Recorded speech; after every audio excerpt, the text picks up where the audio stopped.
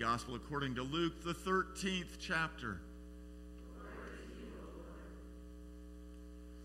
Now Jesus was teaching in one of the synagogues on the Sabbath, and just then there appeared a woman with a spirit that had crippled her for 18 years. She was bent over and was quite unable to stand up straight. When Jesus saw her, he called her over and said, "Woman, you are set free from your ailment." When he laid his hands on her, immediately she stood up straight and began praising God. But the leader of the synagogue, indignant because Jesus had cured on the Sabbath, kept saying to the crowd, "There are 6 days on which work ought to be done. Come on those days and be cured, and not on the Sabbath day." But the Lord answered him and said, "You hypocrites! Does not each of you on the Sabbath untie his ox or donkey from the manger and lead it away to give it water? And ought not this woman, a daughter of Abraham, whom Satan bound for 18 long years, be set free from this bondage on the Sabbath day?" When he said this, all his opponents were put to shame, and the entire crowd was rejoicing at all the wonderful things that he was doing. The Gospel of the Lord. Praise to you, O Christ. You may be seated.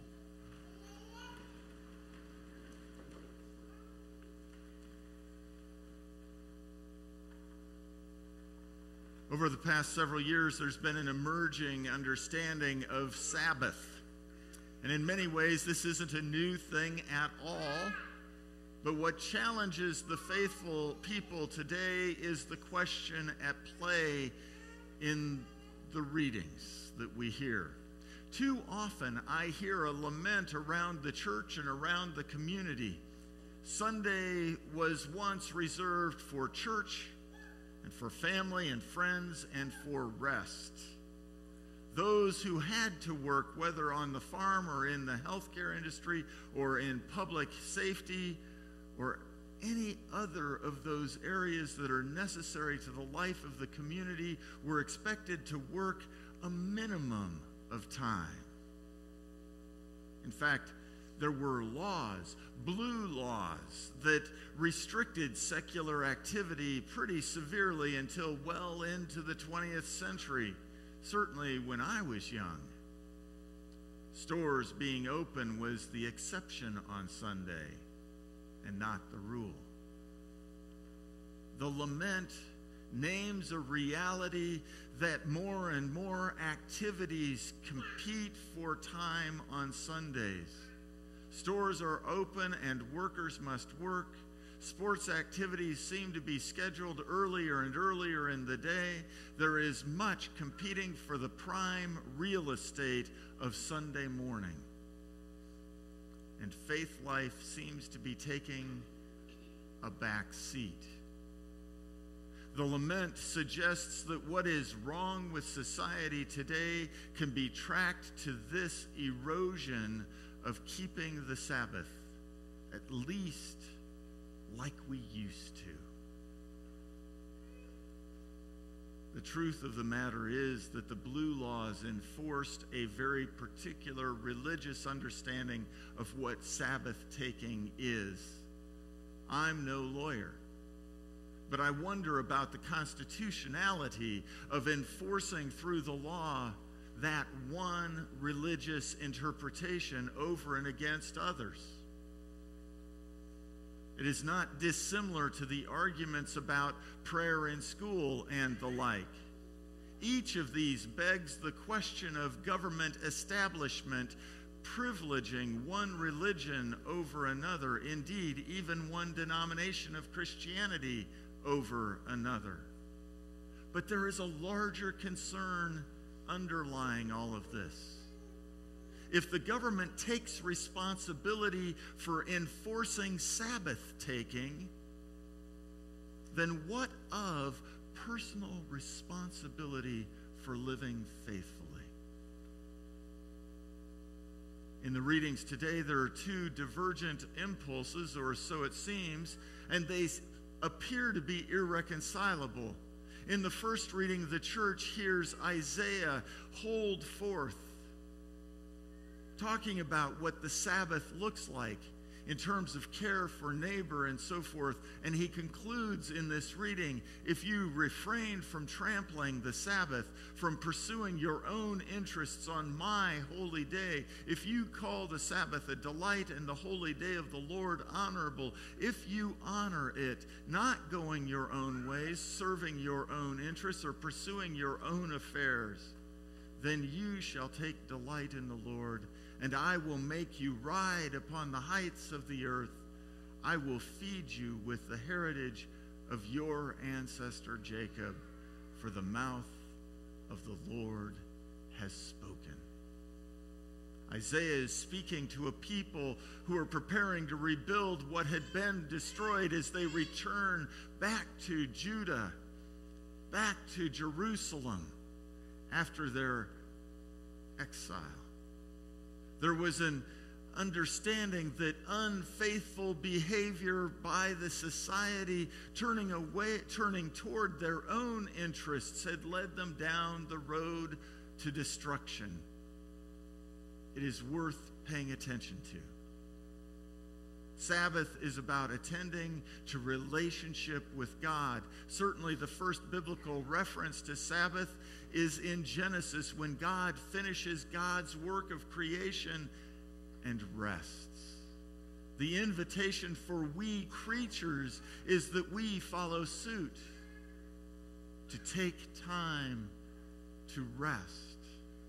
Certainly this call to attend to rest for the sake of health and well-being still rings in a culture and a society that has been described as sleep-deprived, that so often is still so very busy that even on vacation and on weekends and in time off, we are busy. Quiet time, rest time is difficult for many, both because it is hard to find, hard to schedule, but also because stopping, even for a brief period, is so contrary to the way life is lived today. The other call to Sabbath comes in the Ten Commandments. Remember the Sabbath day and keep it holy. In this sense, holiness is about something being set apart, set aside. It is about relationship with God. It is about tending to the awareness of the one who has created and freed the faithful for life. But this commandment was also given to a people who were newly freed from Egypt, where they had been enslaved, a place where they were not allowed a day of rest, a place where there was no time. So how are these laws to be lived? And here's a place where the Lutheran understanding of the function of the law, especially the Ten Commandments, is important. Lutherans understand the law to have two core functions. First, the law orders life together. The law is less about curbing individual behavior and more about freeing individuals for good relationship with their neighbor. This is called the civil use of the law. It orders our life together. Second, the law brings the faithful to awareness of their profound need for God and God's forgiveness. In reality, when the faithful take the law seriously, take it with incredible care, what happens is that they become aware of all the ways that they cannot fulfill the law. It drives them to their knees, if you will. And yet, in the midst of that, we beg mercy of God. We acknowledge God's grace. This is the second function of the law. However, there are ways in which the faithful can often get so hung up on getting the law right that the law becomes an idol in and of itself. This legalism makes the law into something that supplants God and God's grace and God's desire. And the faithful forget the purpose that God had in the law in the first place. And in short, that purpose of the law is to give life. The law gives life both by providing discipline, boundaries, a guide for living together with neighbor, and the law moves the faithful to clarity about their relationship with God.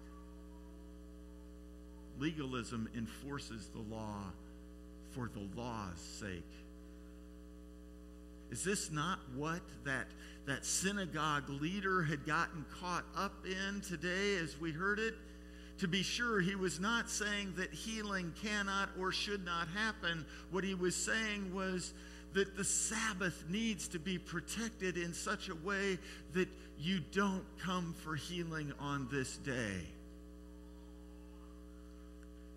He had bought into a singular understanding of the Sabbath keeping and what the Sabbath was about that excluded an opportunity for this woman who had been bent over for 18 years to receive God's grace and God's life. Jesus offers a corrective. Sabbath keeping is about life. And for this woman, life begins through healing. He grants her health and well-being. However, the faithful need to be, to take care not to read this as Jesus having tossed the law aside altogether. It would be easy, perhaps too easy, to hear this story and justify following one's own purposes, one's own interests, doing whatever one pleases. But that is not at all what Jesus has done. What Jesus does is bring life, even on the Sabbath. The faithful are called to attend to the twofold gifts of the Sabbath: rest and relationship with God. And so decisions about refraining from trampling the Sabbath must consider whether the decisions being made respond to this call to life, health, and well-being, to rest and relationship with God. For God's promises are great and wonderful already.